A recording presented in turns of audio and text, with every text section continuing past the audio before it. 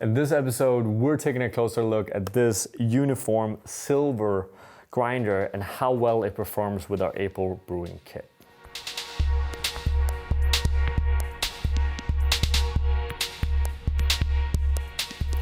Welcome back to another episode of Coffee with April.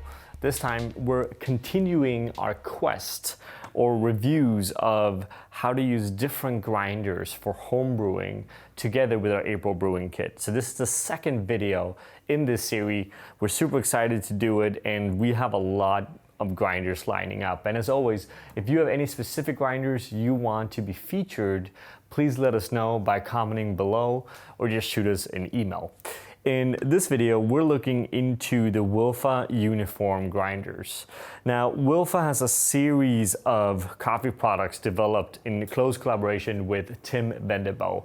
And we've seen a few different grinders, some earlier models. This is actually the latest model of it. That has been really interesting. They also do some brewers. We kind of recommend all of these products. They're actually really good. But let's have a closer look at this uniform grinder silver version. I say a silver version because they also have a black version. And this version has a built-in scale on the top, basically like a lid, which we're not using. We're not using it basically because we use a Kaya scale, so it's as simple as that. But for someone that is buying it for home, it could make a lot of sense because we do need a scale when we brew coffee as well. Now, there's a few things to consider with this grinder. One of the critique that's always been quite kind of dominant has been the fact that it actually grinds very, very slow. In the test that we do, it's about almost 2 seconds per grams of coffee. I'm sure someone else has some other ideas about this, and it's most likely connected to dark roast, light roast as well, and kind of how easy it is to shatter a coffee bean in general, right? But it is grinding quite slow. Now, is this a bad thing for taste? Well, in our experience, not necessarily, right? Is it a bit inconvenient that grinding takes a lot of time? Yes, we would argue that, right? So it's basically about the same amount of time as it would take us to push through the same dose on a Comandante grinder. Sure, without the effort of having to do manual labor, but it does take a bit of time. However, one of the cool things with these grinders, and again, why we tend to actually like mechanical or automated grinders, is the fact that they're so easy to work with. So we have a very clear line of different steps that we're going to use here. They have a few different recommendations. I believe Filter Coffee ends up somewhere between 20 and 24 in their official recommendations, doing a pour over. We should say as well that we actually have tested this grinder brewing espresso with very good results as well. So that's one of the cool things here. We can actually use this both for your home espresso machine and your pour over. And the very few grinders on the market for home use that we would recommend that you actually do both with, right? So that's a pretty cool thing here. Now, as you guys know that has followed the series, you know that we're using our basic April store recipe, which is 13 grams of coffee to 200 grams of water in order to kind of dial in and figure out where we want to be with these grinders. Our water temperature is at 92 degrees Celsius, which is also good to know. Water is one of those things that I know you guys are requesting and really want to know more about. And that's something that we're going to dive into here as well within these series. But again, for these brews, we're doing 13 to 200. We're doing it in 2 simple steps, 30 grams circle pour, 70 grams center pour. We replicate that twice. So basically, first pour, wait until 30 seconds, do your second pour.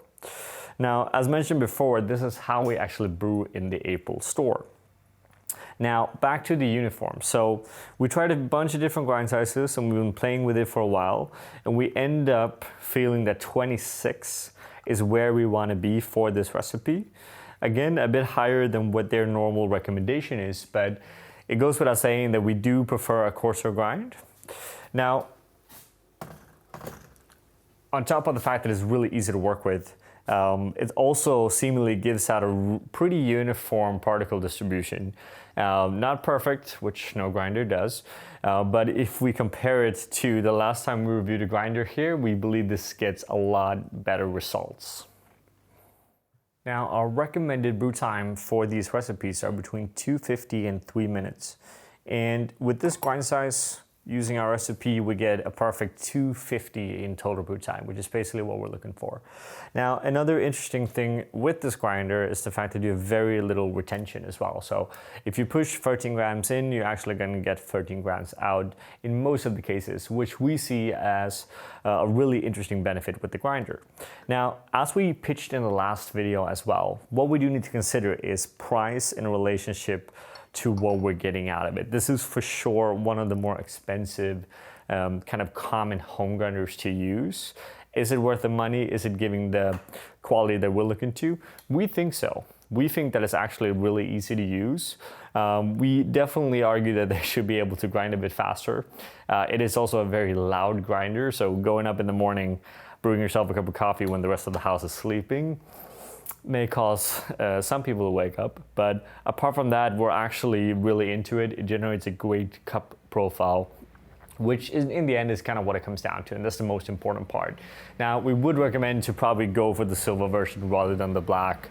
The scale in the black is just not good enough to be using on a day-to-day basis. With that, we want to say thank you guys for watching. If you have any experience with the uniform grinder, black or silver, or any other questions about it, then please let us know. We're always happy to answer any questions. Comment below. Thank you guys for watching.